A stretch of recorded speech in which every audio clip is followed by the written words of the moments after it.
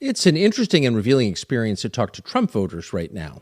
They're having a lot of conflicting thoughts. Now, most people who voted for Donald Trump in 2024 did so not because they were more popular with their neighbors, but because they felt that Donald Trump was the last chance this country had to make fundamental changes it needed to make to avert obvious disasters looming on the horizon. And so because people who voted for Trump did so against the considered advice of every news organization in the United States, basically, and all educated, fashionable people, they kind of went out on a limb to vote for this guy. There is a natural hesitance to concede that things aren't working as planned. So if you talk to them, they will almost all concede that a regime change war with Iran was kind of not part of the plan. Very few people voted for Trump hoping that, the Iran nuclear program that didn't actually exist in any meaningful way would be the central focus of the administration. Like that, nobody thought that who voted for Trump 2 years ago. And some of them will tell you, no, it's actually very important that we ended that or continue to fight Iran for whatever reason. Those are the Fox News viewers are almost all over 70. But for most Trump voters, it's an obvious betrayal. Like, obviously, of course we didn't want that. Of course you promised you wouldn't do it. You did it. So they'll tell you that.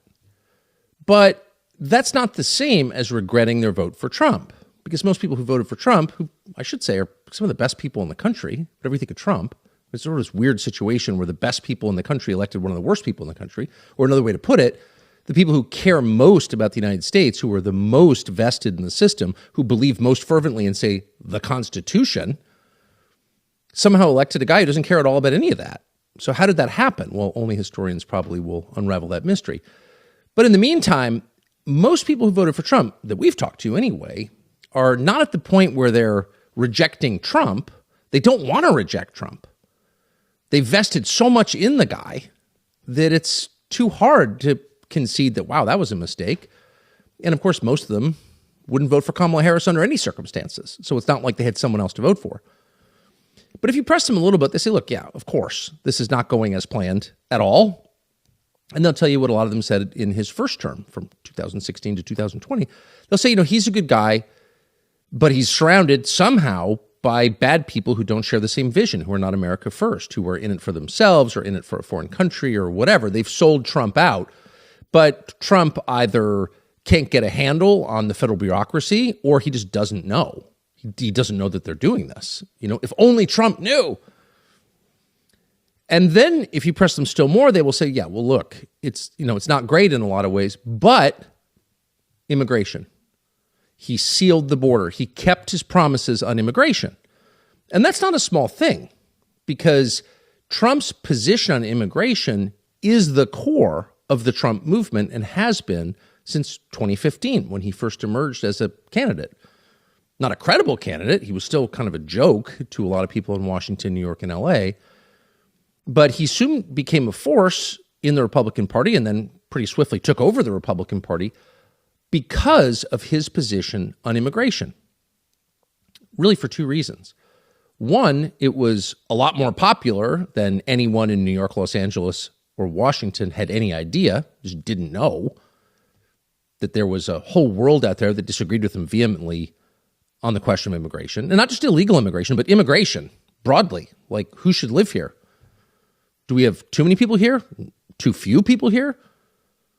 Most people feel there are too many already.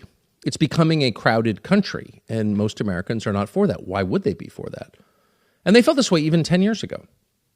And so Trump's position on that is the thing, the single thing that vaulted him from failed casino magnate to presidential nominee. It was immigration and his willingness, and this is the second part of the equation, to basically give the finger not simply to the establishment, but to the Republican establishment.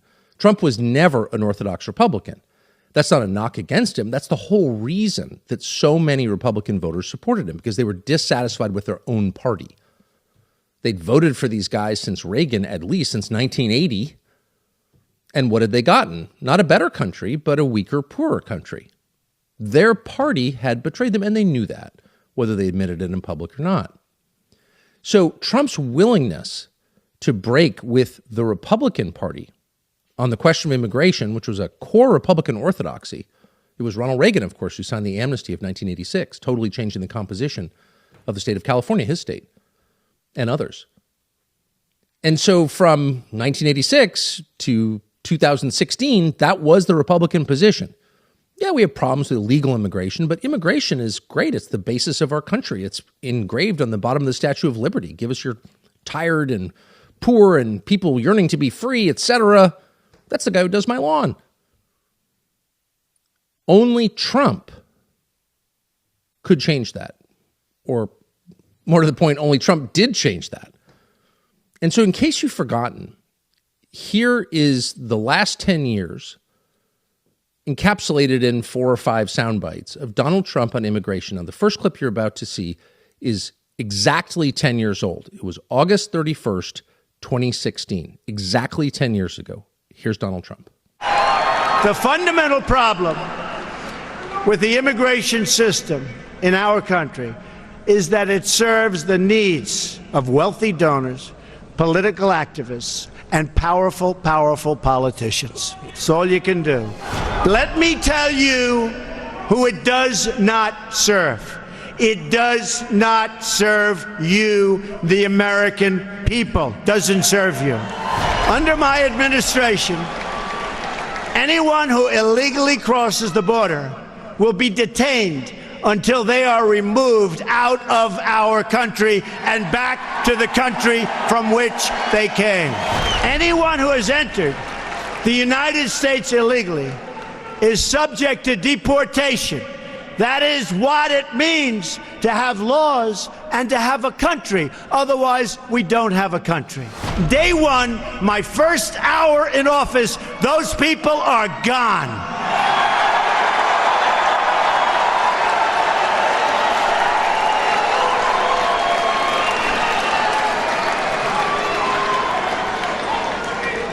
And you can call it deported if you want. The press doesn't like that term. You can call it whatever the hell you want. They're gone. You know, it's worth lingering over those words. And you wonder who wrote that. Sounds like a Stephen Miller speech. Much hate towards Stephen Miller, the old Stephen Miller, for writing things like that. We're just guessing. But let's just consider these words. The fundamental problem with the immigration system in our country is that it serves the needs of wealthy donors, political activists, and powerful politicians. Let me tell you who it does not serve. It does not serve the American people. It doesn't serve you. So how is that not true? Everything about that paragraph is true. The immigration system was not designed to benefit the public. And if it was, tell me how it's worked. There's no net economic benefit to the way the United States has done immigration over the last 25 years. And if there is, what was it? How could a country that transitions from manufacturing to a knowledge economy and now to high tech to an economy that doesn't even really need labor, that's the promise of AI, how does it need 100 million new low-skilled workers who don't speak English? Tell me what need that serves. Tell me how the United States benefits from that. Ordinary people. Well, of course, there's no sense in which the public benefits from that. And you know that that's true because the people who designed that system and have defended that system haven't actually defended it. They've merely attacked anyone who questions that system. You're a racist. You just don't like them because they're not white. Meanwhile, often in the same speech, they will say, immigration is turning America non-white, and that's great. And anyone who notices that is a believer in the Great Replacement conspiracy theory, which is anti-Semitic. Huh? It's not an argument in favor of immigration. It's a control tactic designed to crush opposition to a program that, on its face, hurts the majority of the country and is certainly being enacted against the will of the majority of the country. And so way back 10 years ago, in August of 2016, Trump said that out loud. And that may be more than anything, perhaps his opposition to the Iraq War retroactively. But let's just say, probably more than anything, his critique of the American immigration system, and particularly his point, his true, impossible to refute point, that it serves only the people who designed it and not the public, that's why they opposed him. And that itself is revealing because, in fact, Trump is making a kind of traditionally left-wing critique, a pro-labor critique. In fact, he's making a species of exactly the same argument that organized labor made throughout the teens and 20s. And that's why after the First World War in about 1924, at the behest of the labor unions, the United States essentially shut down immigration into the country to keep the labor market tight, to keep wages up for the working and middle class. And that's one of the main reasons that this country, from then until 2015 under Barack Obama, had a majority in the middle class. That is no longer true. And the primary reason it's no longer true is because the labor markets were watered down by more people. It's a supply and demand question.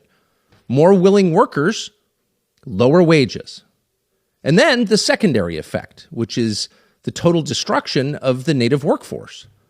People born in this country, raised with a certain expectation of standard of living, drop out of the workforce entirely. They give up. And that has happened, and it's measurable. In fact, it's one of the defining facts of the moment we're living in, though it's almost never noted.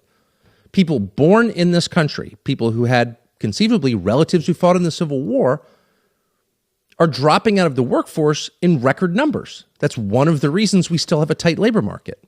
It's one of the reasons it's hard to find help, because people born here are not working. And they're certainly not working at the lower end of the scale. So everything about Trump's critique was not just right, it was spot on. And he rode that critique to victory in 2016, along with a couple of very specific promises. And you heard a couple of them right there, and we'll add another. And that is build a wall. The 2016 campaign could be boiled down to one slogan, build a wall. Well, of course, Trump didn't build a wall. Didn't even make really a good faith effort to build a wall. And his supporters and defenders mostly ignored that, me included, because most of them felt he probably wanted to. It's just hard, and he got distracted, and there was Russiagate. Most people who voted for Trump all three times, and even the last time, believed. In fact, I've never met anyone who voted for Trump who didn't believe that he really did understand that mass migration is terrible for the United States, as it has been terrible for Europe, as it was terrible for Central Asia under the Mongols. It's always terrible. It's too much change, too fast, and it destroys the pre-existing culture every single time. So we know that. It's not racism. That's nature. And Trump knew that, and he said it. And most people who hated him and loved him, thought he meant it as he said it. Why did they think that? Because he kept saying it. This is one feature of Trump's program that remained consistent from 2015 all the way up until election night 2024. Here is Trump that year, that campaign, on stage with Kamala Harris in the now famous moment where he accused the Haitians of the Midwest of eating the dogs and cats. Watch. What they have done to our country by allowing these millions and millions of people to come into our country, and look at what's happening to the towns all over the United States. And a lot of towns don't want to talk. It's not going to be Aurora or Springfield.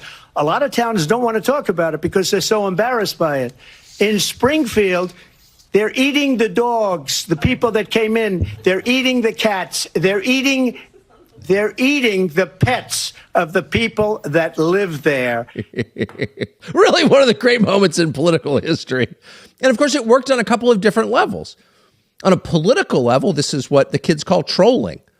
Trump says something knowing it will provoke outrage, blind outrage, in fact, blind rage, and that every liberal on social media will be spouting, just fuming, sputtering, spitting, huffing, and that anger will provoke them, his opponents, to take positions that are totally out of line with where the rest of the public is. In other words, by making them mad, he makes them more extreme. And that extremism sinks their ship in the end. It's smart. It may be corrosive, it may be damaging long term, but as a political tactic, that works. And no one did it better, no one does it better to this day than Donald Trump. So on that level, it was a success. But on a deeper level, it worked because there's a lot of truth in that. Were the Haitians eating the dogs and cats in Springfield? I don't know. They certainly could have been. Has mass migration, third world mass migration, made small towns in America better? Only people who've never been to those towns could claim it has. Anyone who's actually been to those towns or lives in one, or has gotten in a car and driven through lightly populated parts of the country in the last 15 years. What does it look like? It looks awful. It's dying. And the solution in state after state and town after town, city after city, beginning with Chicago, long our second biggest city, now our third, but in all kinds of cities has been the tax base is gone. You've got a lot of empty apartments. We're going to fill them up with immigrants. And they've done that. And the effect has been devastating to the country. It's not an attack on those immigrants. Most of them are looking for a better life, whether or not they care about the United States. In many cases, they don't. Many of them don't even seek citizenship. They don't care. They're here to make money for their families back home. That doesn't make them evil. Most of them aren't evil. Some of them are criminals, but most of them aren't. In fact, a lot of them are very hard workers. So it's not an attack on them to say that it has been utterly devastating to the communities in which they've moved or been moved, because everything changes instantly. And what does that mean for the people who live in those communities, who grew up there, who had no role at all in this policy, who wouldn't sign off on it if they'd had the chance, but of course were never given the chance. They weren't even asked. It happened to them. People who live far away, who have more power than they do, impose this on them for reasons that had nothing to do with their well-being or thriving. It was a kind of punishment imposed from afar. That's how they experience it, because that's what it is. And they're resentful about that. That doesn't make them racist. Most of them aren't racist. Whatever that means. By the way, the people throwing around the term racist never define it. But they're not bad people. They're not evil. They don't hate others because of their skin color. They just don't want their neighborhood to change overnight and become a foreign experience. Who would want that? And by the way, the people making these decisions never impose these decisions on their own neighborhoods. And if you don't believe it, drive through their neighborhoods. Look up the 15 richest zip codes in the United States, and they're also the most stable zip codes because they are not subjected to mass migration. So that kind of tells you the whole story right there.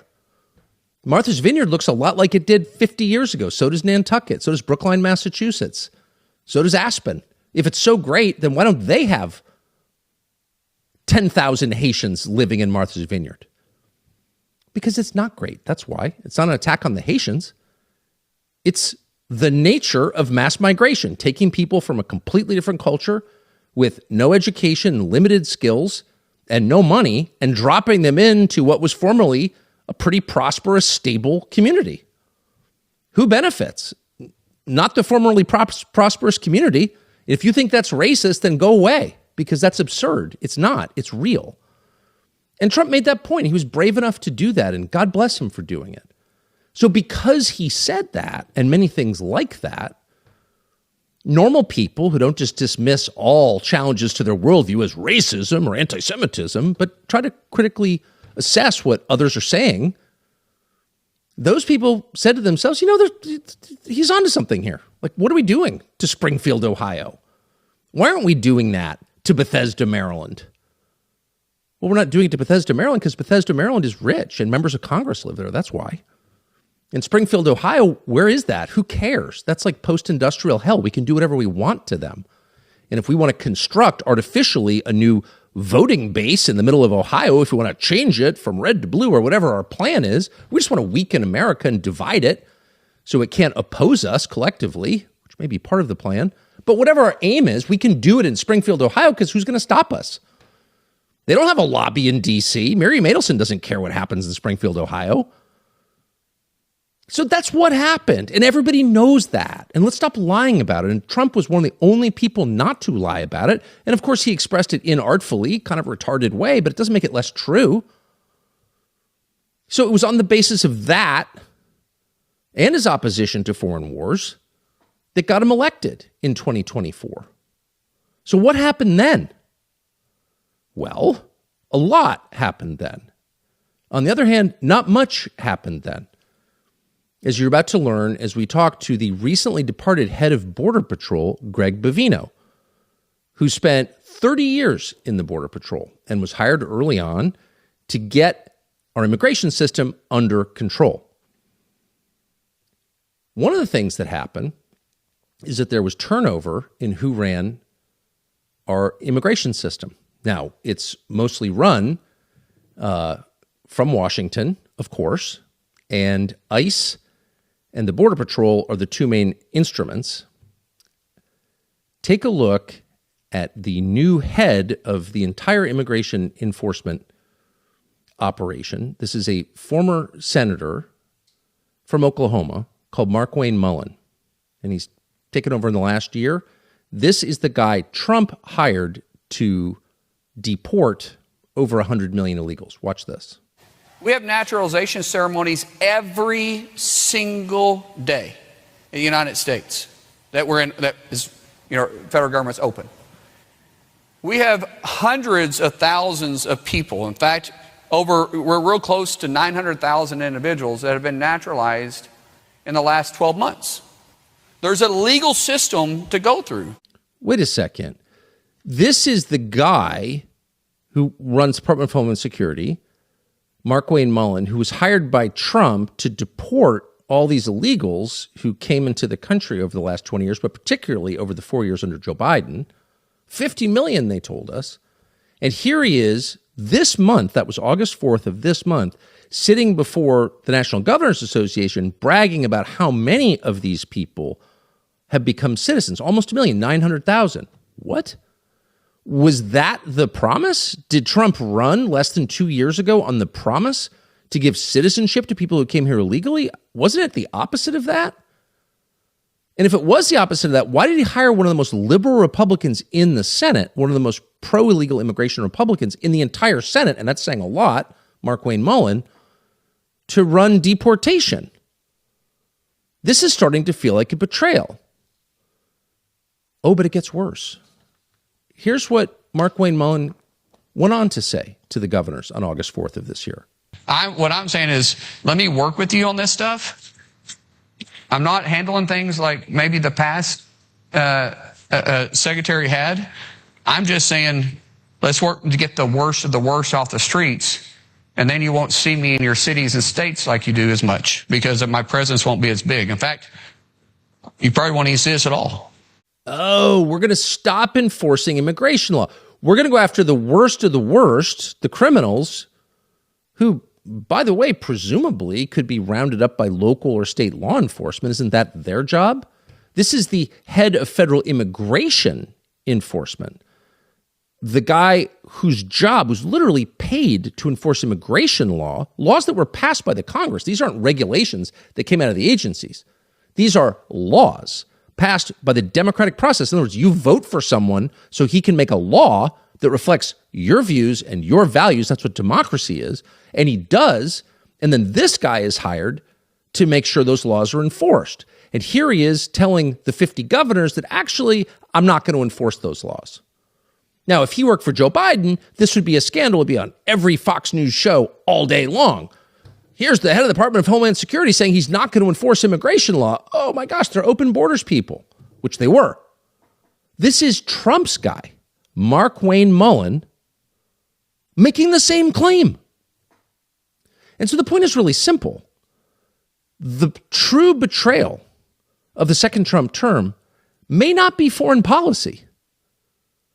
That's the most damaging thing Trump or any American president has ever done, beginning a fruitless war with Iran and thereby destroying our empire and probably our dollar. But in terms of a political betrayal, what Trump has not done in immigration is more profound, because you probably won't find a single Trump voter who disagreed with Trump's views on immigration. And once again, this is why Trump was able to move from the private sector as a branding guy to the White House as an American president, was on the basis of his promises on immigration. So for him to betray those promises is profound. And it's understandable that most people who voted for him can't metabolize this, don't want to deal with it, want to believe we've sealed the border and everything's fine. But at a certain point, it's important to know exactly where we are.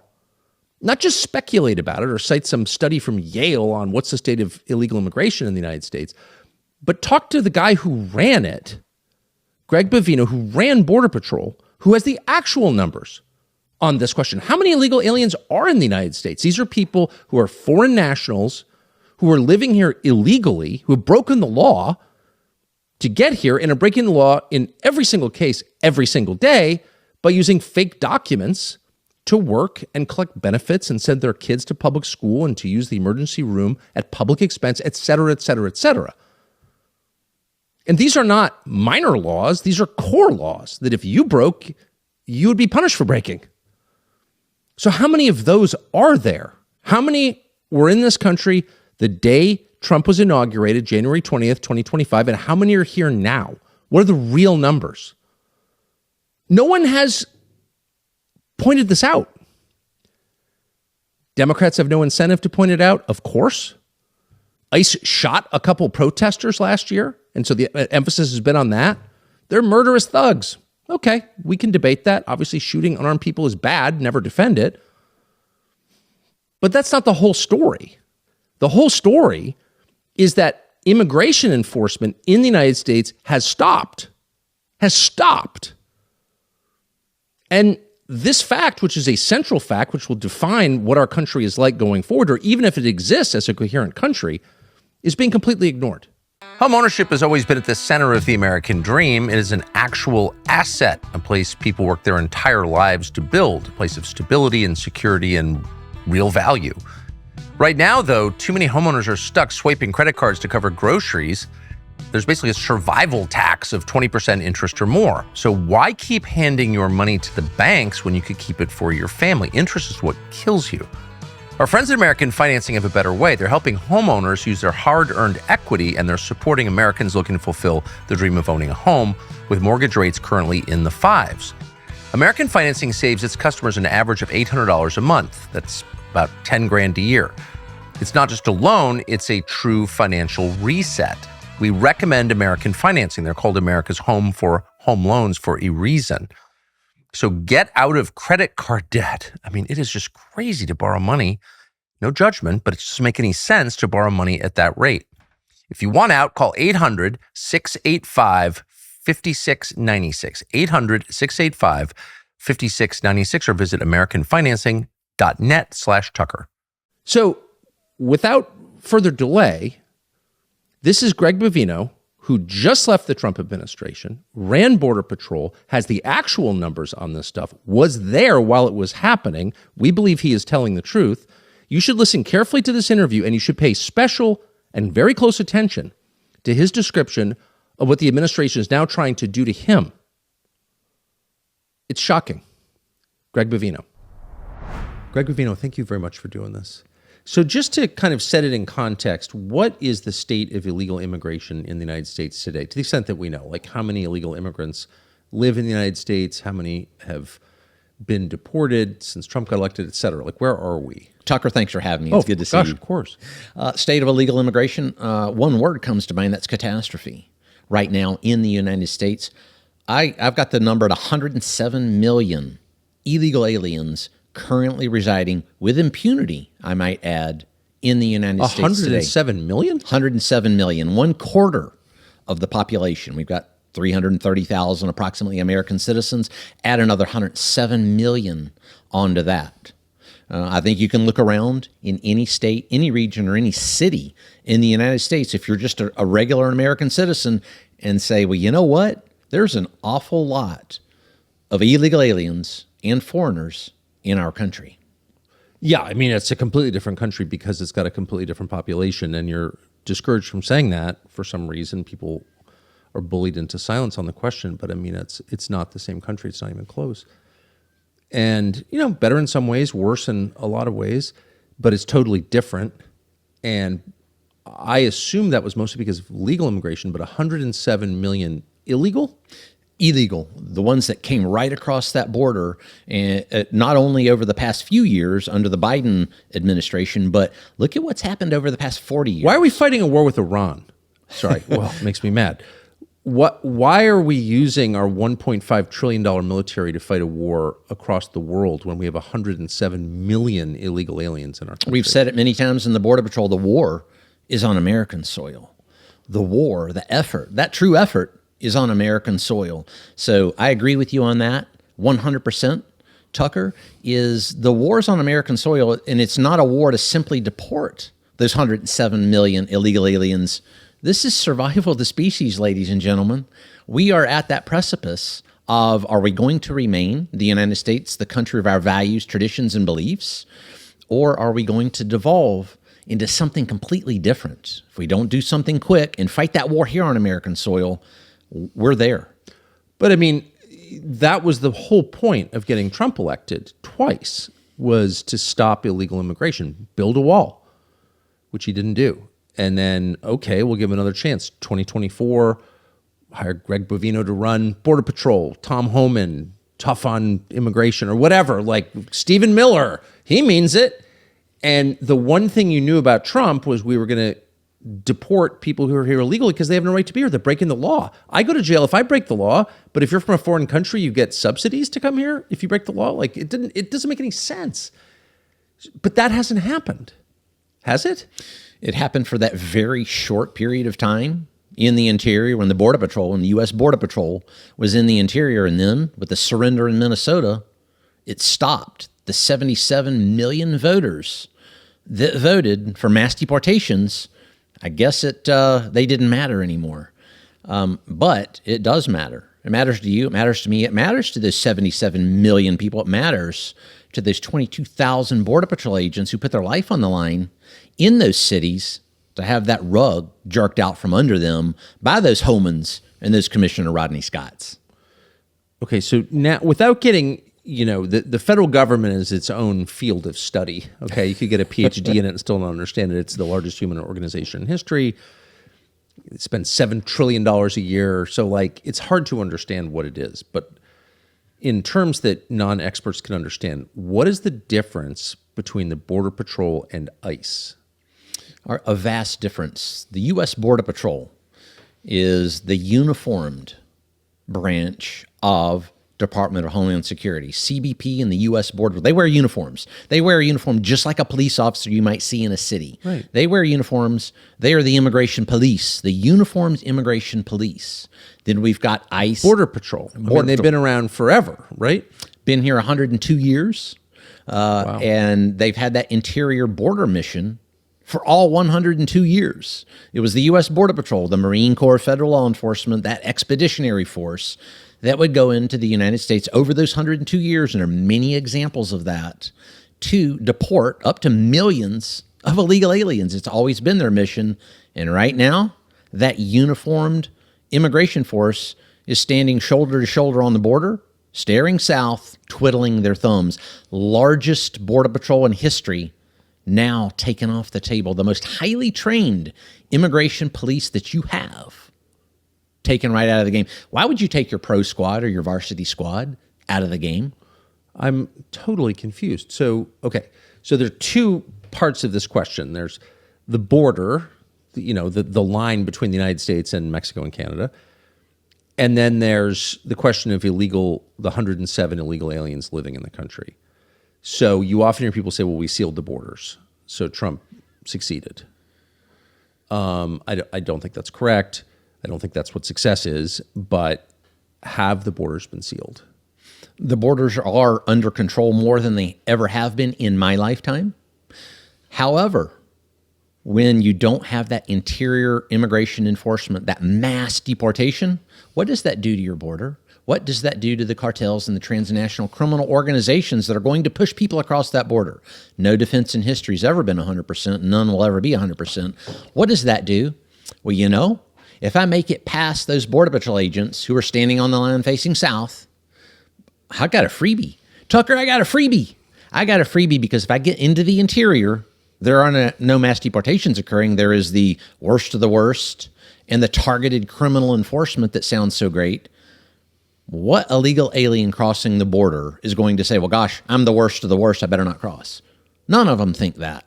So what that does to your border is that makes your border less secure, and you will see that over a period of time that they are going to try and come across that border, and they'll succeed, because all they have to do is make it into the interior. And once they make it into the interior, they're up against ICE. You ask what the difference between ICE and Border Patrol. ICE, fantastic. There's some patriots there. I love the ICE agents. I worked with them for that year.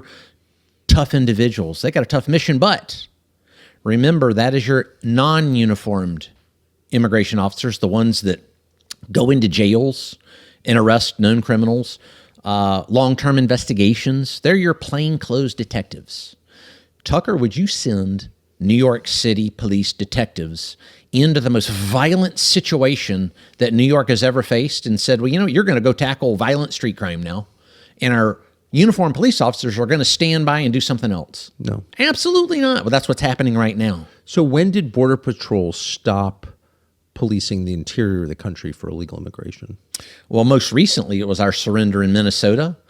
But before that, you have to remember the U.S. Border Patrol had interior Border Patrol stations. Yes. Places like Little Rock, Arkansas, Oklahoma City, Las Vegas, Amarillo, Texas, Dallas, Texas, all over the interior. It was because they were that interior immigration force when needed to go in and pacify a region, an area, or a city, so that then those plainclothes detectives who do a great job could then take a pacified area and keep it pacified. That's the way that whole thing has worked for 102 years. That's been upended. That doesn't happen now. Why is that? Well, you tell me. Why is that? When did that stop? Minnesota. I call it the Great Surrender. The Great Surrender in Minnesota, when Commissioner Rodney Scott and Tom Holman decided to come in after. And who are they? That's Customs and Border Patrol Commissioner Rodney Scott. And what's his background? Border Patrol, career Border Patrol. Okay. Career Border should know what the Border Patrol is to be used for. And Tom Homan is who? He's our border czar. A prior ICE official, spent his whole year with ICE. I believe he was a Border Patrol agent for about a year, and then jumped on over to the plainclothes division there. So you've got those two individuals that, remember, they were silent, completely silent for that year when those Border Patrol agents were battling it out in a two-front war in those cities. A two-front war. What's a two-front war? Battling the bad people and bad things, the cartels and the illegal aliens and the criminals, and then battling the Pritzkers, the Newsoms, the Mayor Basses, and the politicians.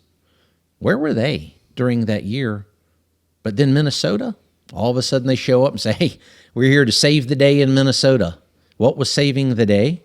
Surrendering interior enforcement. They surrendered. That was saving the day. So your interior enforcement stopped the day the Border Patrol was sent out of Minnesota. And that was a decision that the president made. And I can't say that was his decision because he didn't. The president didn't consult with me on that. I understood that it was his. He announced it anyway. Yeah, well, he announced they were coming to Minnesota. Yeah.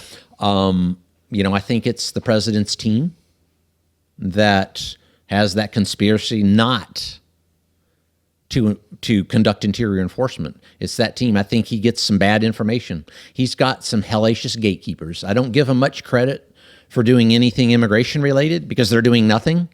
But talking about a gatekeeper, in other words, someone that can control that information flow to the big man, they do one hell of a job. They're doing nothing really for immigration enforcement inside the United States. No, it's some targeted enforcement. You hear an operation here, an operation there. There was one in Maryland. I think they had 1,200 arrests last week, something like that. What that is that's we're going to do an operation, splash that across the headlines, and gaslight America into thinking that's what we do every single day all across the United States when nothing could be further from the truth. Walk out on the street and look. Walk out on the street. Walk to a Home Depot and take a look at what's in the parking lot at Home Depot. Does it look like there's mass deportations and interior enforcement occurring? Absolutely not, because let me tell you, the illegal aliens sure aren't scared right now. Not at all. So the phrase dad bod is obviously a grave slur. It's a kind of gender racism, but it is kind of real because staying in shape grows harder as you get older. You work out, you eat, but you just don't get the same results. And that's where Mars Men comes in. Mars Men is a natural supplement crafted to support healthy testosterone levels. Testosterone, the chemical of life. If you're a man, it's designed to support weight management, exercise performance, and overall vitality without stimulants, synthetic hormones, or anything creepy, or bad. Just carefully selected natural ingredients made in the United States with a focus on quality, relentless focus on quality. So if you're looking to stay sharper, more energetic, retain your focus, keep the drive necessary to keep you in the game, you should take a close look at Mars Men. They're the real deal, which is why every order is backed by a 90-day money-back guarantee. There is literally no risk at all. So if you're ready to try it for a limited time, our listeners get 50% off for life plus free shipping and 3 free gifts. That's mars.com. Men go to mars.com. Men go to mars.com for 50% off and 3 free gifts when you check out. And after you purchase, feel free to say you heard it here. So this has got to be the greatest betrayal in American political history, because the whole Trump campaign of 2016 and 2024 were about immigration and about reducing the number of illegal aliens in the country. Like that was the whole campaign. So how many, let's just bottom line it, if we can't, I mean, again, to the extent that we can know these numbers, how many illegal aliens residing in the United States the day Trump was sworn in, would you say? For the second term, I would say the 107 million then. And how many now would you say there are in the country? 105 million, because Kristi Noem and the U.S. Border Patrol did cause those self-deportations to occur during that year. Lines at the airport going south like you wouldn't believe. That's not happening now. You think there are about 1.5 million self-deportations? Yeah, approximately, yes. How many deportations by force? 500,000 to 600,000, maybe. Maybe, okay. So you think that after all of that and all the drama that ensued, that there are still 105 million illegal aliens in the United States right now? Absolutely, absolutely, you bet. 105 solid. Could be more than that even, Tucker. Does anyone else know this?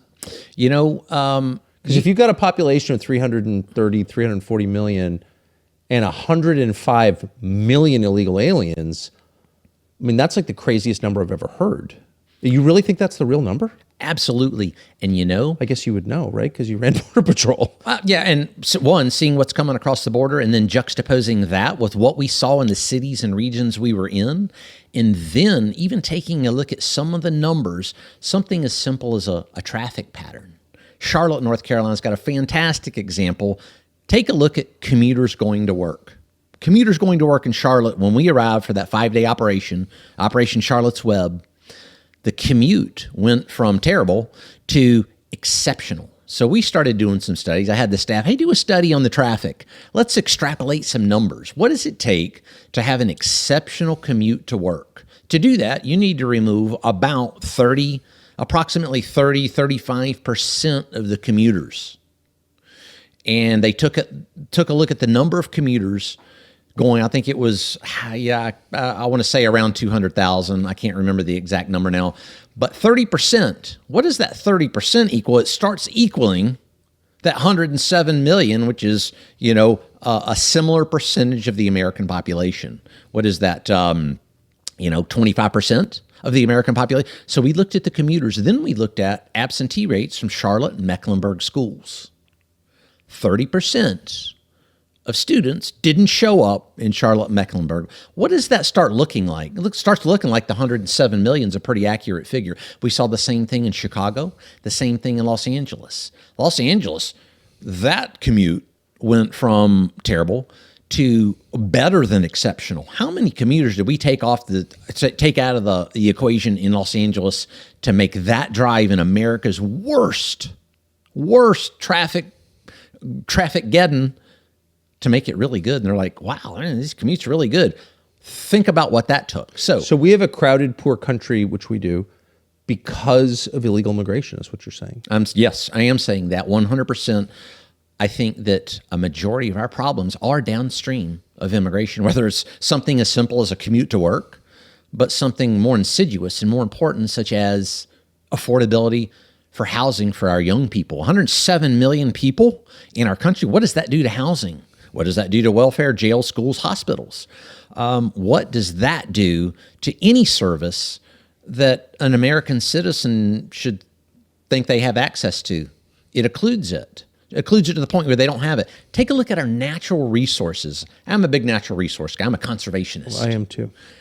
look at what's happening to our natural resources. We had Teddy Roosevelt and Gifford Pinchot, and they started that conservation movement along with Americans. That conservation movement's over 100 years old now.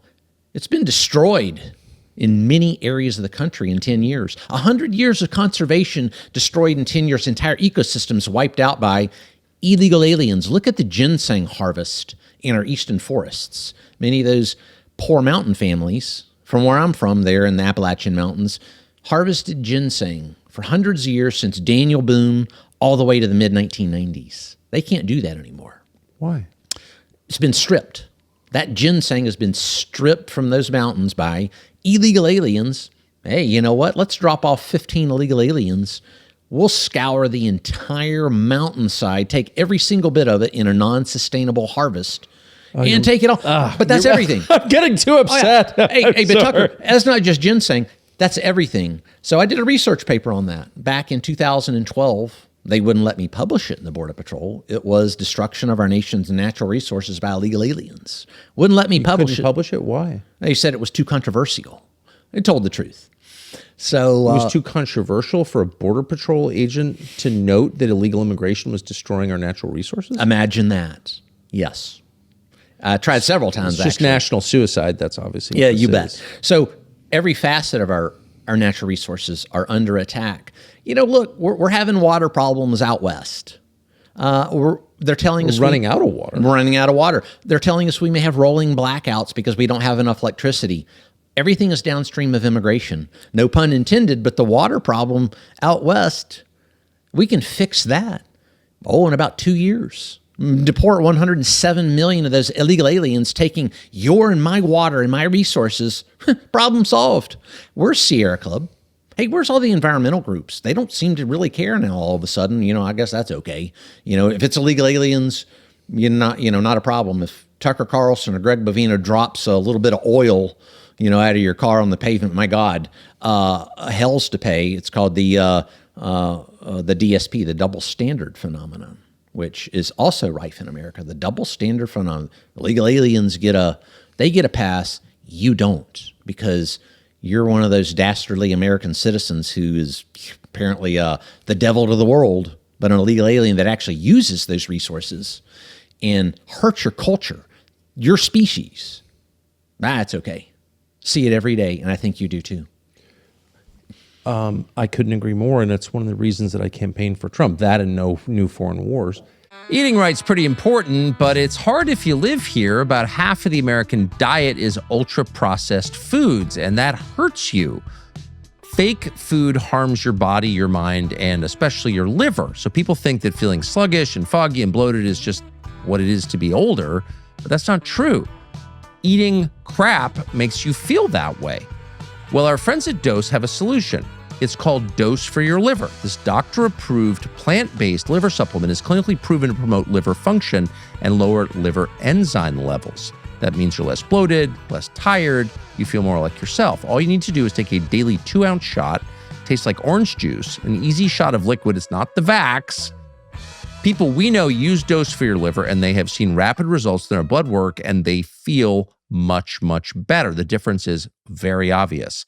Lots of brands claim to support liver health, but do so before their products have gone through testing. This has been tested. Everything checks all the boxes. Visit dosedaily.co/Tucker. Use the code Tucker for 35% off. That's dosedaily.co/Tucker. Code Tucker, 35% off. You're going to love it. I just can't get past the betrayal of all of this. There's still 105. And I think if you were to poll Trump voters and ask, and I think a lot of them would say I'm disappointed by this or that, but the one upside is immigration enforcement. I think if you told them that there are 105 million illegal aliens, not green card holders, illegal aliens have no right to be here, living here in violation of the law and living in almost all cases on public support. I mean, whether it's schools, roads, hospitals, or direct support from the states, I think they wouldn't even believe you. I think Trump voters really think that the administration's done a great job on immigration because Fox News has told them that. The gaslighting, masterclass. Really? Masterclass. Can you give me an gaslighters. example? Again, the operations that they conduct. hey, you know what? Largest amount of illegal aliens or largest amount of aliens deported, in the past 50 years just took place last week. Hey, what are the numbers? I can't seem to get the numbers. Your social media influencers can't seem to get the numbers, but they're sure touting the numbers out there. And what are the numbers? I haven't seen the numbers. If this is really happening, then how is it that 250 Border Patrol agents on those interior operations pretty much shut down large sections of the country where we didn't see an illegal alien? They weren't going to hospitals, jails, schools, or anything else because they were either self-deporting or buttoning up. That's not happening now. So if what you say is really taking place, you would see the effects. Every American citizen would see the effects like they saw it over that past year during Operation at Large, Operation Midway Blitz, Charlotte's Web, Operation Catahoula Crunch, and then the surrender in Minnesota. You would see that. You would see it with your own eyes. It's not some ethereal concept, Tucker. You can see that kind of thing with your own eyes. And American citizens that came up to us on the streets, and come up to me on the streets now, they say, gosh, it sure was a different story when you guys were out, when the Mean Green team was out there on the streets taking it to them. Wow, everything was different. We finally had hope. You're not getting that now from people that are actually up against illegal immigration, most especially, and this is key here, our young people. Those young conservatives, wow, now there are a bunch of individuals that are seeing this. I get more comments and more rhetoric from them than anybody I have ever seen. Yeah. They are not happy. Their future, they understand, is being taken away. It has been taken away. And Tucker, something very powerful here. One of those young conservatives came up to me and said, we've only heard stories of America. We've only heard the story of America. I'm like, what do you mean, the story of America? We are America. There's no story. He goes, we don't know what America is. People like you tell us what America, people like Tucker say, this is what America used to be like. We've only heard the story of America. That was the most powerful thing I've ever heard. Being a Border Patrol agent is this young person that doesn't even know what real America is because it's been taken from them. A lot of it through illegal immigration. And, they better wake up. Some of these people that have betrayed us, some of those gatekeepers that I just talked about, better wake up because there's a lot of pissed off people out there, especially the young. They did a big part in ensuring that there was somebody in office that would take care of immigration. Very unhappy campers right now, and I don't blame them a bit. They should be unhappy, and they are sharpening spears, dancing around the campfire right now. They have every reason to. One measure of border security is the presence of narcotics that are manufactured outside the country. And cocaine is one that, cocaine's a pretty good measure because we don't grow coca here. So all cocaine, at least the base, cocaine base, comes from outside the country, comes from the Andes. So in 1985, the average cost of a gram of highly impure cocaine, majority baby laxative cocaine, was $100 a gram. And you had to drive to some sketchy area and roll down your window and buy it and risk your life. The price now in many American cities, particularly in Texas, is $50 a gram for almost totally pure cocaine that you can have delivered to your house within like 10 minutes, no risk. So that tells me that we don't have secure borders. If the price of cocaine, and that's not adjusted for inflation, those are just the straight numbers, $100 in 1985, $50 now, so that's like, I don't even know what the inflation adjustment would be, but that's like $5 a gram, in 1985 dollars. Clearly, we're not keeping drugs out, right? Exactly. And that's where those mass deportations are so very important. That 105 million is so very important. We saw that in those cities. Look at the double-digit drops in crime in those cities when those cocaine traffickers, when those human traffickers, whatever traffickers couldn't traffic anymore, double-digit drops in crime. When you we're not taking away the people that use it. A lot of those are American citizens dumb enough to do that kind of thing, but we're just going to remove everyone that traffics it, that knows it's being trafficked, that has anything to do with it being trafficked. We're just going to do away with them. I think he did start out really good. He was blowing some drug boats up, the fentanyl. Fentanyl kills a lot of people. That's terrible stuff, just like cocaine and anything else. Hey, that was good. That was taking place simultaneously with us in those cities, taking it to the illegal aliens. Hey, that gave me hope. I was like, wow, they're actually bombing boats in the water. Well, if you're going to take away Border Patrol from in the interior, are you really going to be that serious? Are you going to bomb a boat and do what Rodney Scott and Tom Homan do it one time, splash it across the headlines and say, yeah, we're really taking it to them when you did one time.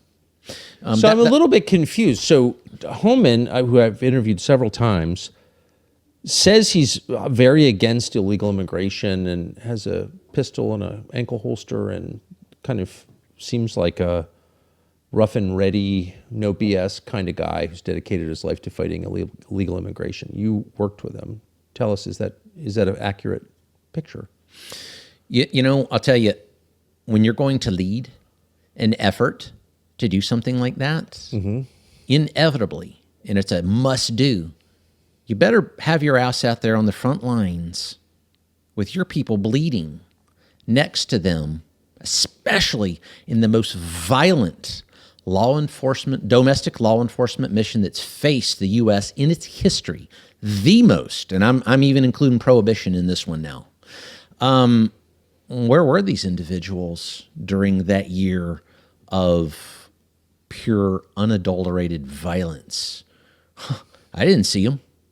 Where was Commissioner Rodney Scott missing in action? Where was Tom Homan? Nice guy, he, fun guy to talk to, probably a great guy to have a whiskey with. Where was he? Ankle holster and all. Where were they? You better get your butt out there with your people, bleed, and be ready to make that ultimate sacrifice next to them. You're not too good. You're not too good to do that. None of yous are.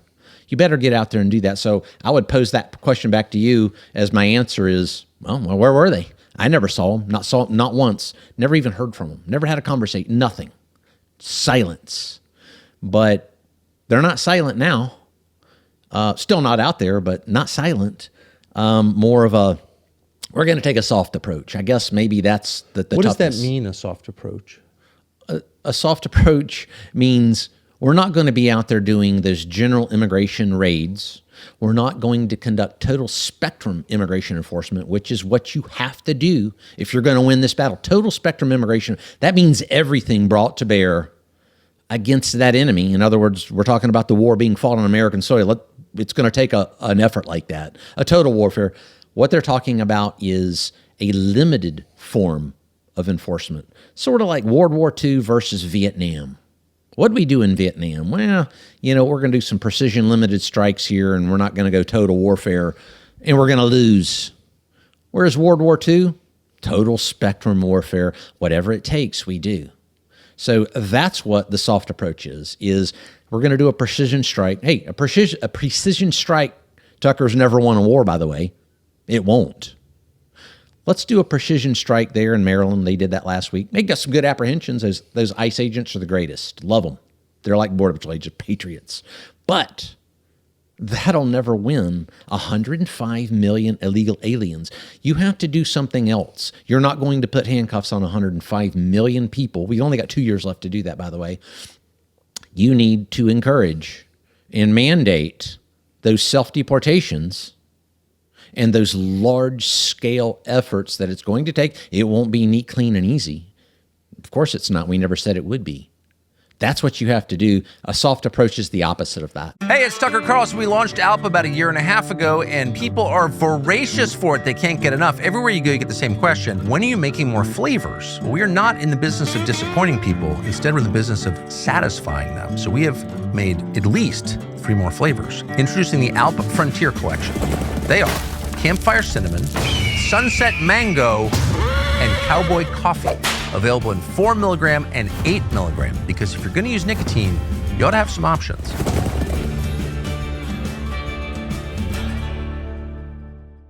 Why not just enforce ID laws? Like, we have AI, so like, how does anybody have a fake Social Security card or a fake driver's license? And yet millions, tens of millions of people do. I don't think I could get away with that. How were they allowed to get away with DSP, that? Double standard phenomenon. It is alive and well in this country. It's one of those unenforced But laws. if you had a fake Social Security card and tried to open a bank account, I think you'd risk jail for that, right? Oh, absolutely. Absolutely. You bet. But who's going to go after an illegal alien for that when... I don't know. The Trump administration, wasn't he just elected to do this? Didn't he get the majority of the popular vote to do this? Yes, absolutely. That's not violent. You're not shooting anybody. It's like you can't use fake federal documents. I'm not allowed to use fake federal... No, I'm serious. Like, why is that? How can you get on an airplane if you're here illegally? I mean, they have facial recognition at the freaking airport. Like, we're all totally monitored at all times. So if you've got 105 illegal aliens in your country, someone wants them there. Someone in power, like Donald Trump or whomever is making these decisions. Like, what is this? Yes, what is this? It's a farce. It is a farce. It's a farce. It's a slap in the face. And, you know, it's... but we can still win it. Here's the thing, though. We can still win this. Well, you've Tucker. got 2 years because the second... I mean, Democrats are about to take power in 2 months. And at that point, the chances that... And, you know, you think a Republican's going to win in 2028? I mean, after this, war in Iran? No. So they're all going to be legalized. That's it. And then it's a totally different country forever. Done. If that happens, done. Every American... But how is that not going to happen? Well, we can still do it. We can still do it. Look, we've proof concepted how to do this in the interior. One of the U.S. Border Patrol leading efforts the proof concept's there. It's just on a much larger scale. It's also bringing Ma and Pa America into the fight, bringing the taxpayer into the fight. Remember, that was something in our strategy that was well in motion. You've got to bring them into the fight. Everyday citizens, like a victory garden in World War II. We're going to do our part. But they think they've already won. They've been told by the administration and Fox News that, you know, that this is the upside of Trump. All the downsides, this is the upside. You got what you wanted in immigration. Yeah, well, I'm here to say sorely mistaken, and absolutely not. You scratched the surface, but look around you. Look around and see what that's like out on the streets. Look at what our African Americans are facing in those cities. I get so many calls from conservative blacks saying, please come back to Chicago or LA or wherever, because that was the first and only time that our community has really, truly had any assistance from anybody. No one in charge cares about black people. Absolutely. Their schools have been destroyed. The murder rate's out of control. They're being replaced by illegal aliens, and literally nobody cares. Nobody cares. And their families have been here for 350 years, and nobody cares. Nobody gives a damn. Nobody gives a damn about that. But you know what? I tell you, Governor Pritzker there in Illinois, once we started in 4th Ward and some of those wards, and the black folks came out and were supporting us, you could tell they were getting a little edgy. They were like, hey, they're on to something, you know. And what a great story for a Homan or a Rodney Scott, if they're going to sit back in a safe seat in D.C., to talk about silence. Your own citizens coming out in force to support the U.S. Border Patrol of all people. And what a story, what a miss by that bunch of gate guards. Unbelievable. Who are the gate guards? 2 of them there I've mentioned. Yeah, 2 fantastic ones there. They're fantastic. At guarding the gate. Guarding that information. To the president. You bet. I think if Trump knew what you and I were talking about, you know, I think if you or I could sit across from him and say, hey, here's the real deal that you haven't been getting, I think he might, you know what? I think he would actually reverse course because, and the reason I say this is look at what we did that first year. Once we started, hey, we got calls from Trump. He called the Border Patrol. He called us. Man, you guys are doing great.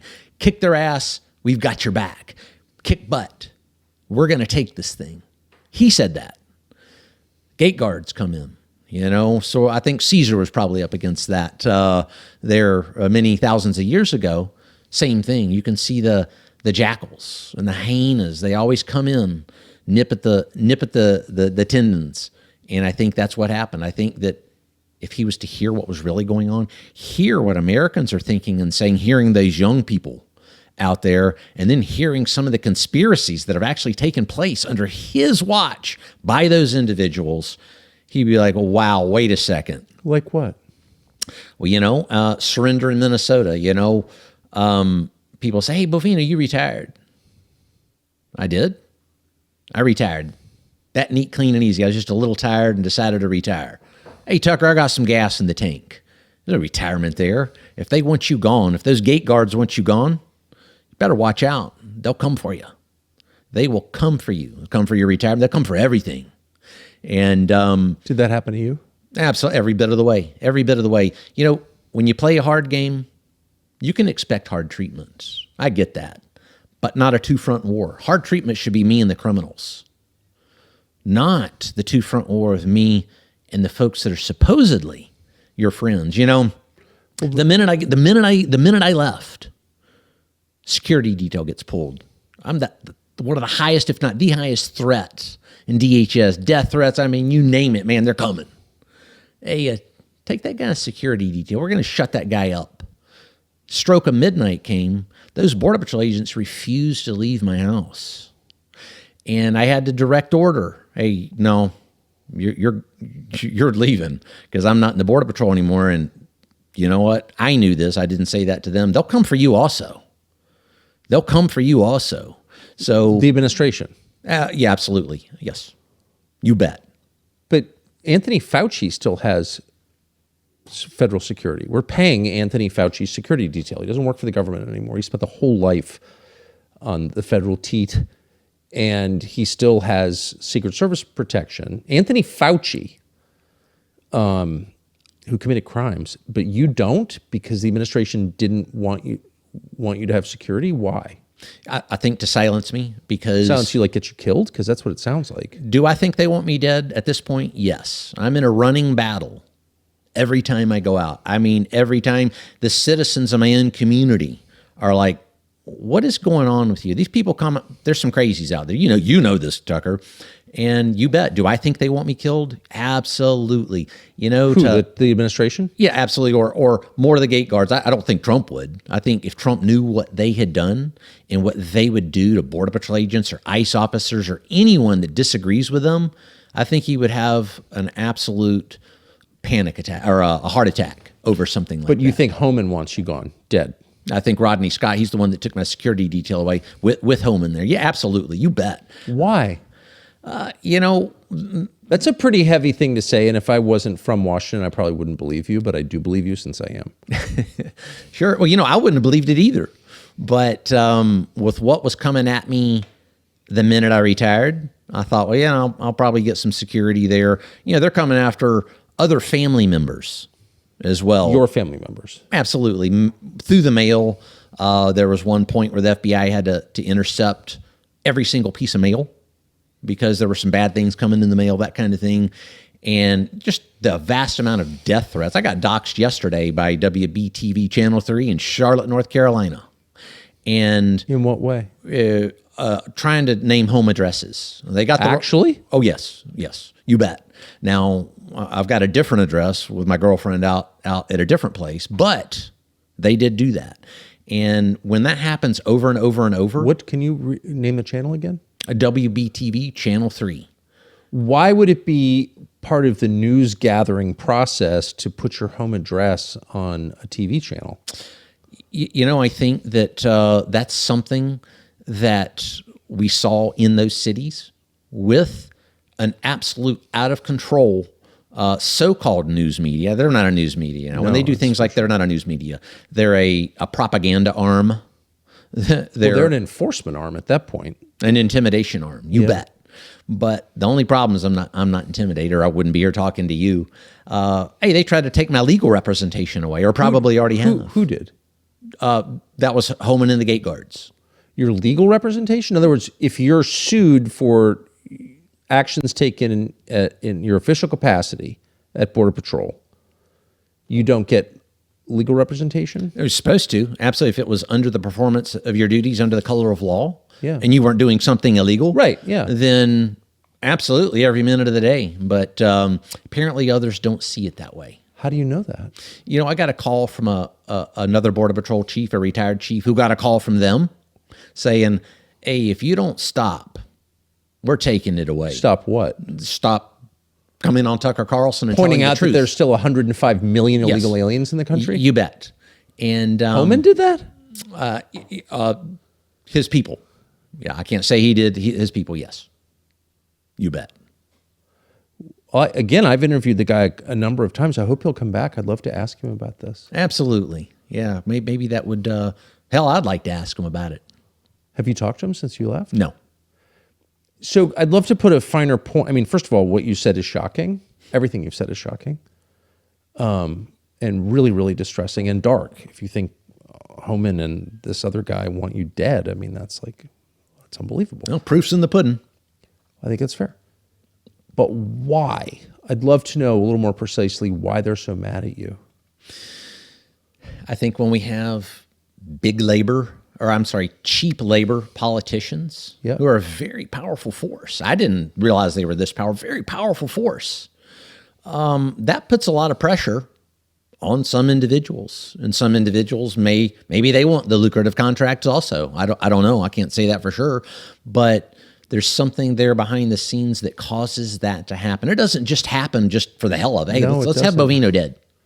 But Not because voters want it. Voters wanted to get back to the sort of pre-lunatic American population.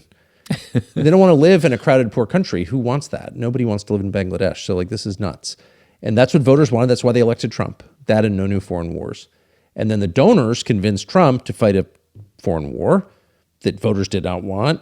And it sounds like donors also pushed Trump to stop immigration enforcement. yes. You think that's true? I do. Absolutely. You bet. Look at some of the politicians that came out against me or Kristi Noem, specifically after the surrender in Minnesota, the Kennedys at Louisiana, or Representative McCall out of Texas. Mike McCall? Yes. Why would they say those things? Like, What did McCall say? I believe he said that we were out of control and too aggressive, something like that. Do you find it interesting? So McCall is a tool of the intel agencies, I happen to know, and I mean that, and I hope he'll come on and explain how I'm wrong. But he knows I'm not wrong because I've talked to him about it directly. But I have noticed a connection between the people who are not very loyal to the United States and very into fighting wars on behalf of other nations. They're also very against immigration enforcement. I've noticed that. Have you noticed that? I have, and some of the people, and I've noticed that over my career, some people that I would think, oh, they're going to be good on immigration. The worst. I remember when Bush was elected, we were rejoicing in the patrol. We thought, oh man, this is going to be great. He was just as bad as Hillary Clinton, or worse. Of course. Worse. Again, the two-front war, stabbing you in the back while you're out fighting bad guys. Same thing now, except worse. Even worse than. But than Bush Bush was this very much like this administration. Spent all of its time, all of our money, all of their energy fighting a war in the Middle East, and then they're for changing the American population with illegal immigration at the same time. It's so weird. I don't understand the connection. All of it is bad for America. Maybe that's the connection. Tucker, this is, in my opinion, of course, the greatest issue and greatest threat that our nation has faced since its founding. Of course. And I'm including the Civil War in that. I think the Civil War is child's play compared to what we're facing now, because this ends it all. 105 million illegal aliens get amnesty and start voting, which it appears that, the Tom Tillis's, the McCalls, and the rest of that gang want that. When they start voting, everything's gone. If you think your Second Amendment's good, it's gone. That Second Amendment's gone. Everything's gone. Everything that you hold dear, your culture, your values, traditions, everything. They don't care. Tucker, they don't care about your history, nor the American history, because that which is, Robert Heinlein said it the best. He wrote Starship Troopers. That which is given has no value. That which is given has no value. When we just gave them citizenship, they will hate you for that. They'll abhor you for that. They do abhor us for that. You can already see it. The entitlement mentality, it's not an entitlement. They just hate Americans because we're stupid enough to do it. And when you give someone something like that, they don't care if your granddad died at Iwo Jima, or your great-great-great-granddad at Gettysburg, or maybe you had an ancestor that was a founding father. They could give a damn about that. They don't care. When that ceases to be a reality here in our country, and you're in my country, you're done. Right now, we're at the precipice of the greatest of either solving or bowing down to the greatest threat that we have ever faced since the founding.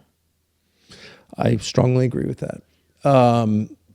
It seems very obvious, and that's why there's so little national cohesion. The upside, however, for the people in charge is an immigrant population is much easier to control.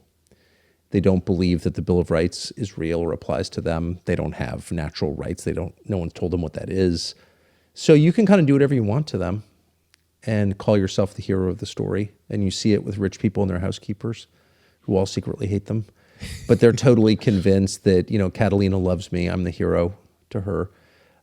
There is a kind of psychology, the rich white lady psychology around this question. The Democratic plantation owners, the new plantation owners. And that's the way they even act like it. These elitists, these fringe left liberal socialists act like that. Like plantation owners. Oh, I know. It's absolutely amazing what they do. And you talk about racist. Holy cow. No, they're the worst. Yep. Yeah, no. I've seen it so much. So when Christine Ohm left, was forced out, and then replaced by one of the slowest, famously one of the slowest, but certainly one of the most liberal members of the United States Senate, Mark Mullen, which he is. He's extremely liberal, and because he's from Oklahoma, like nobody seems to get that, but he is, particularly on immigration and foreign policy. I mean, it's like giving it to Lindsey Graham. How did that why would you put Mark Mullen, a liberal, a Kamala Harris liberal, in that role? Well, exactly. I think when we talk about those donors, that donor class, getting someone confirmed, why would you not put a liberal? And you're going to get enough votes from the crazy Democrats, and then you're going to get the support from the big labor rhinos, just like they did with Commissioner Rodney Scott. He sailed through the confirmation. Folks, you know what? He's bringing back Biden-era individuals into CBP right now as we speak. The ones that let the 30 million in. Actually? You bet. Yes. Does the White House know this? I don't think, I think the gate guards keep it so guarded. I don't think they know Stephen that. Miller? I thought he was this big immigration I don't know. hawk. Hey, Stevie, you got some work to do there, buddy. Got some work to do there, Stevie. But I'm just confused because wasn't this the issue that defined them? Yes. Yes, it was. So that's how someone like a Mark Mullen is put into a position like that. There are a certain class of people that love a Mullen. Hey, Mullen, what is he listening to? He's listening to Tom Holman, Rodney Scott, worst of the worst in targeting. That's really all he can. That's all he can regurgitate. And is so that for people who haven't heard that talking point, that means we're going after the really bad ones. The really bad ones. Worse, the criminal aliens, the terrorists, child molesters, folks that have committed murder, whatever. The worst of the worst. People have criticized Israel, stuff like that. Really, the really bad, the ones who deserve the death penalty. And I will say that is the opposite of what we should be doing. That is not a threat to your nation. Let me say this again. A lot of people think I'm crazy. That's not the threat to your nation is the worst of the worst. The threat to your nation is your run-of-the-mill illegal alien that we've just said, the 105 million, that don't share your cultures, your values, that don't care about anything related to America, that have been given, that want to be given citizenship. That's far more of a threat. Hey, we can get those criminal aliens anytime. That record's not going away. We can get them anytime. Anytime. Right now, we've got that window to get that regular run-of-the-mill illegal alien, maybe a landscaper, maybe he doesn't have a criminal record in the U.S., even though he's still a criminal because he crossed the border illegally. They're all criminals. He probably does have a criminal record in a foreign country that we won't know about. But that is far more of a threat to you, me, and our values than an MS-13 gang member. Well, it's certainly a threat to our justice system because I'm like, why should I obey the law? Why do I have a seatbelt alarm in my car? Constantly getting lectured about everything all the time from everybody in authority. $18 a pack cigarettes, just like an unaffordable life. And a legal code that you have to hire a lawyer to understand whether you're in compliance, and you better know whether you're in compliance because you go to jail or get fined if you're not.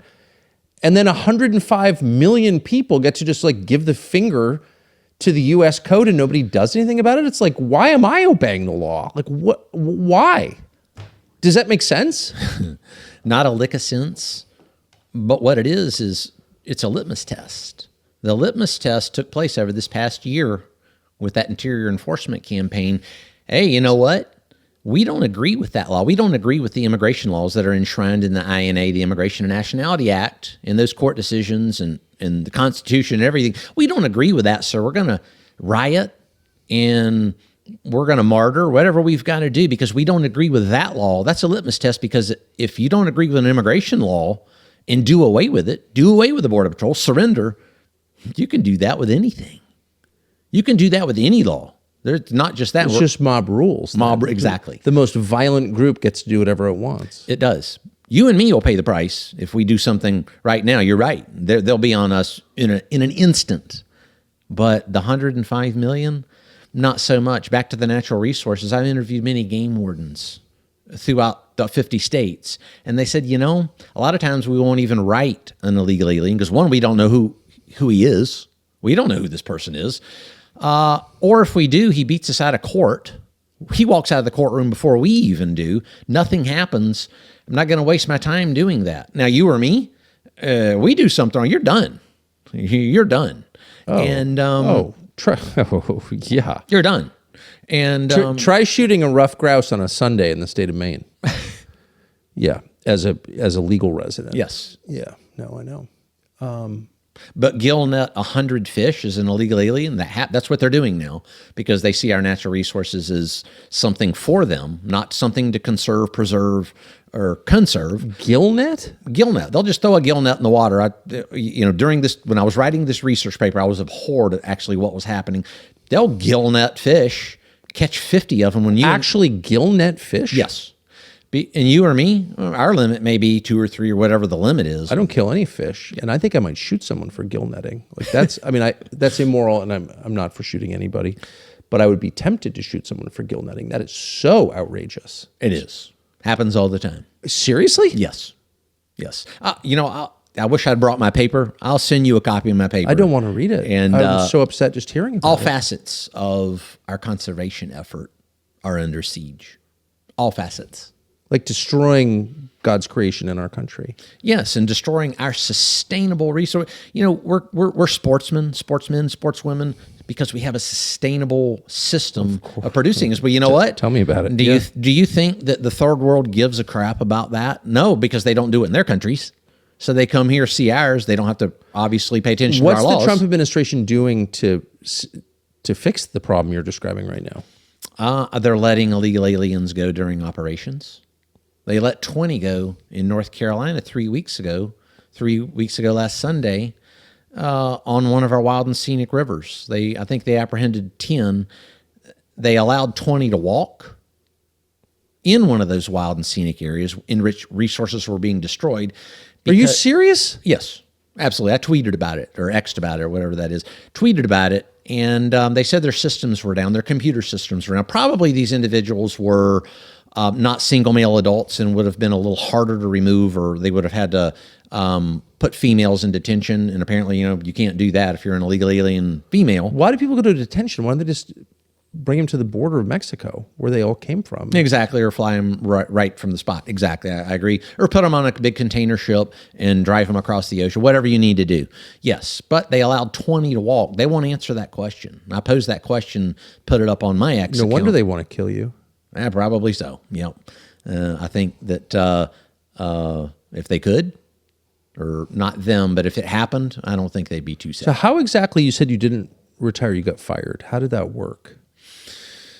After Minnesota, I returned to my sector, and that was the El Centro sector. We call that the premier sector in the U.S. Border Patrol. Got to give a plug to those folks out there. The premier sector. El Centro, California. Yes. That was the sector under Biden. That's east of San Diego. Between San Diego and Yuma, Arizona. Yeah. It's a tough place. Rough place, but hotter the fire, harder the metal. That was your interior staff out of the El Centro sector. Those folks controlled our part of the border under Biden. You know, we didn't prescribe to throughput and decompression. That was push as many in as you can.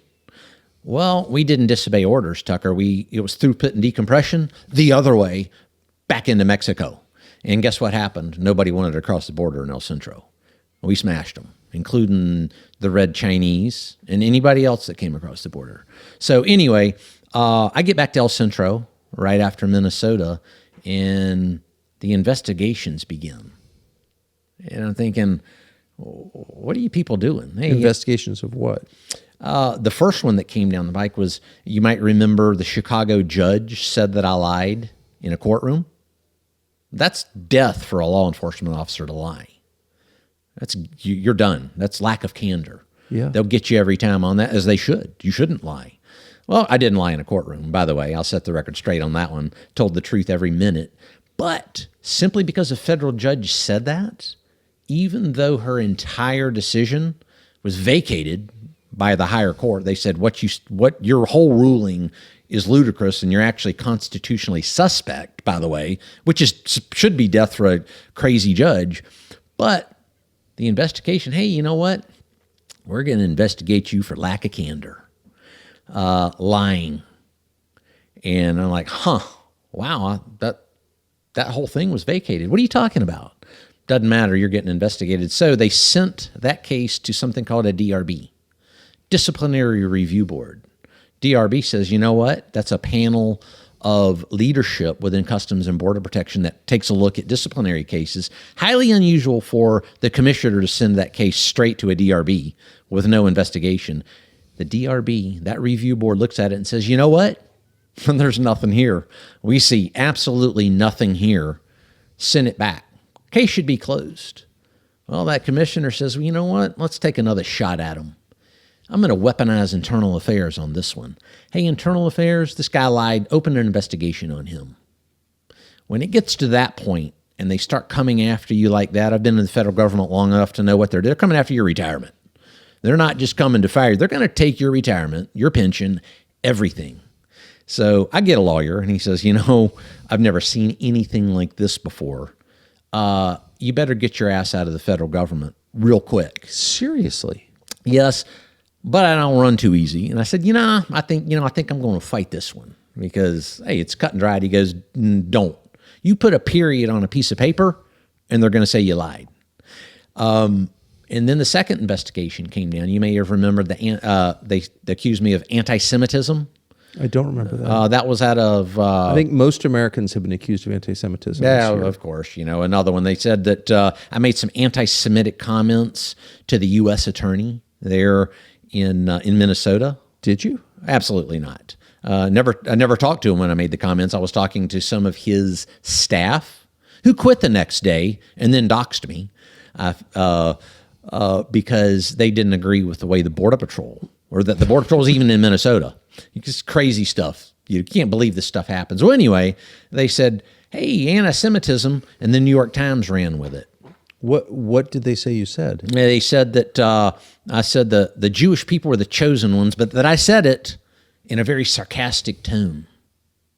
I guess that must be anti-Semitism. I don't know. I was straight out of the Bible study from about 1976 in North Carolina. Hey, Jews chosen ones. I can say that all day long. That's not anti-Semitism. I think it'd be the opposite if I said that.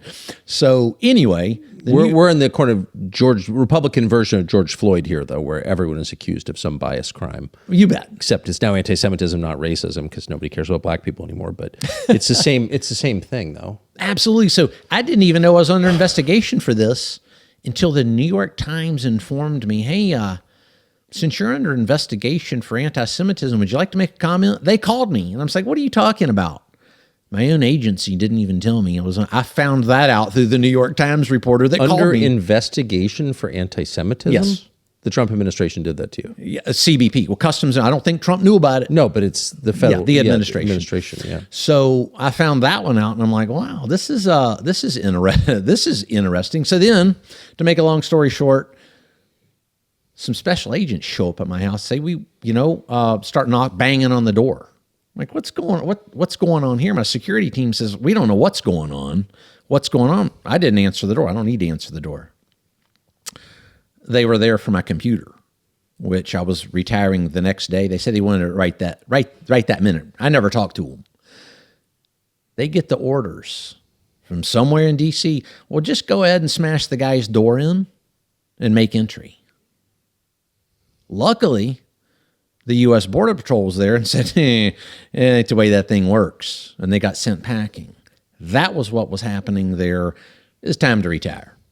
You know? This is so crazy. I can hardly... And I mean, as far as I know, you didn't do anything other than believe the campaign promises the rest of us believed in 2024 and thought, okay, here's a chance to do what voters have asked their government to do. Yeah, hey, you know, when you're given a mission, you go hard at it. And no regrets there with the mission, regrets with how I handled some of those gate guards and the administration. You know, I would like to, I think I could have taken a more active role in briefing Trump face-to-face on some of this. I think that had he known and saw our strategy, what the end goal was, how Americans were coalescing behind us, I think he'd been, all right, great job. So I could have done a better job on that. You know, I think a lot of the individuals around here are non-border security professionals. They don't know the difference between Border Patrol and ICE even. I don't think a lot of them even know the difference between U.S. Border Patrol and ICE. They think it's all ICE. Oh, it's an ICE mission.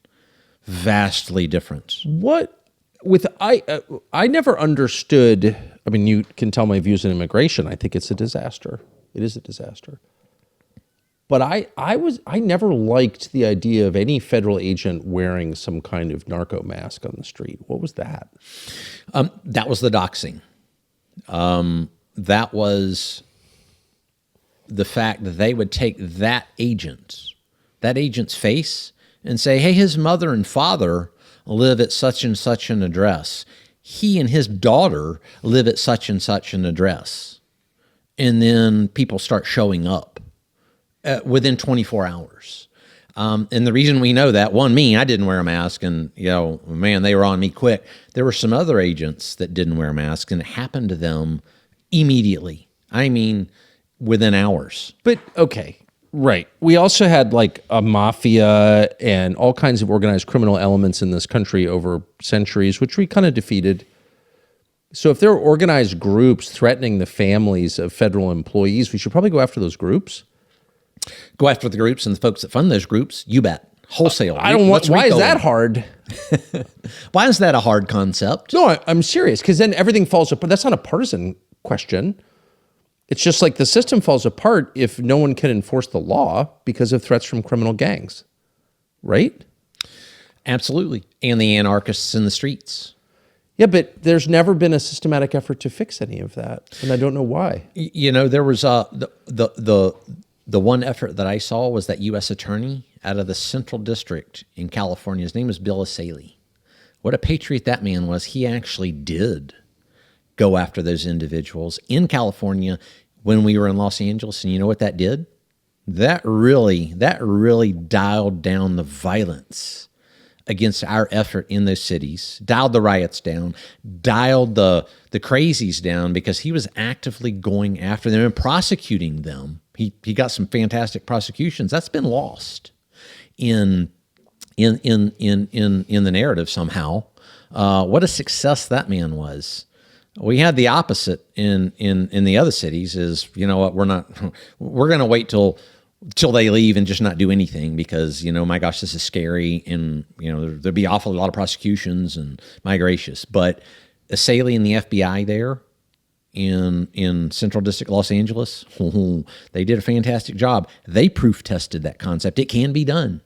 They did it. The FBI, along with that U.S. attorney, they kicked butt. But there were a lot of other U.S. attorneys that were patently against us. Some of them actually got fired under the Trump administration. Well, I would hope so. But you should be able to enforce the law. I mean, what's the point of the system if you can't do that? Yeah. And by the way, I do think I get why people want to wear masks. I get why they're afraid. But I also feel like you give up some legitimacy when you do that. Like when you're enforcing the law as a federal law enforcement officer, You're standing behind laws that the Congress passed, elected by the people of this country. Like, you are the front line in a system that we all hope is legitimate. If you can't show your face in public, I don't know. I mean, what message are you sending? We can't control our own country? We're not legitimate enough to defeat like domestic insurgencies against us? I like, what are you saying? It's such an expression of weakness. I guess it freaks me out. Does that make sense? It does. And then again, why do we allow anarchy to take place in the streets in the face of law enforcement and normalize it? Why is that allowed to be normalized? And well, only certain kinds of anarchy are allowed to be normalized, the ones that the donors prefer. But most people are not for that at all. And if you were to have like a mass protest against election theft or illegal immigration, it'd be shut down immediately by the same people who allow Black Lives Matter protests to destroy our cities. yes. Right? So it's like a selective enforcement. And I think it all goes back to the root cause, which is the richest people in the country are trying to destroy the country.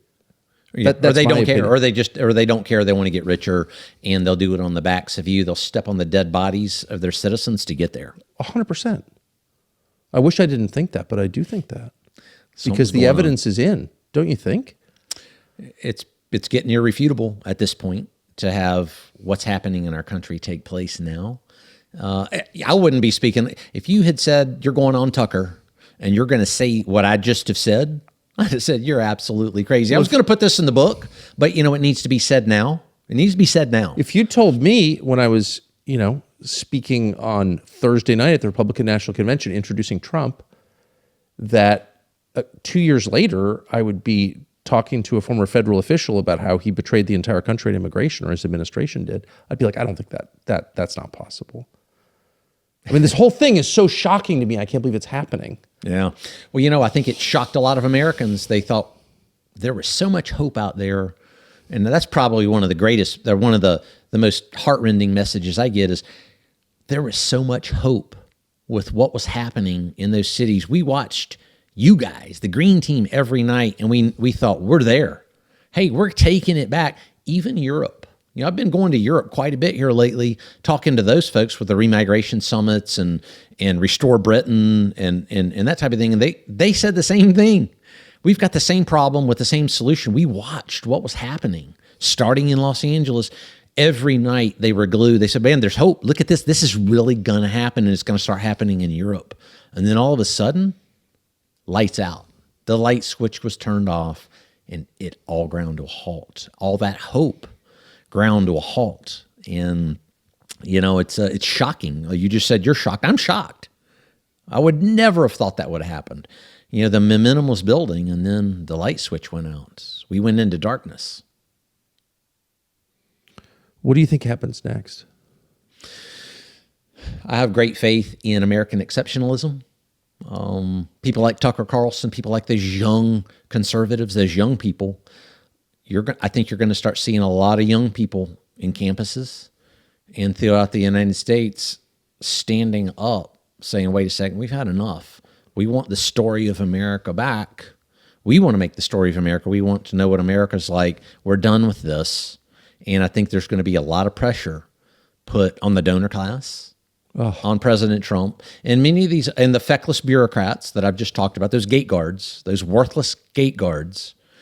And, I'm always an optimist. Never be a defeatist. We've been up against some dark times before in this nation, maybe not this dark, but we have, and we've always came through. I think that you or I wouldn't be talking if we thought it was done. I think that despair is for those who see the end beyond any doubt. I'm not in despair yet, but we're rapidly, that window's closing. And I think that as long as we're talking about this and that people care and that there's still enough Americans here ready to do what it takes, we can right the ship. We can do it. Maybe it takes off tomorrow. That spark has to be lit. Hope you light the spark, Tucker. Greg Bovino, thank you very much for doing this. I appreciate it. Pleasure's been mine, sir. Boy, you upset me.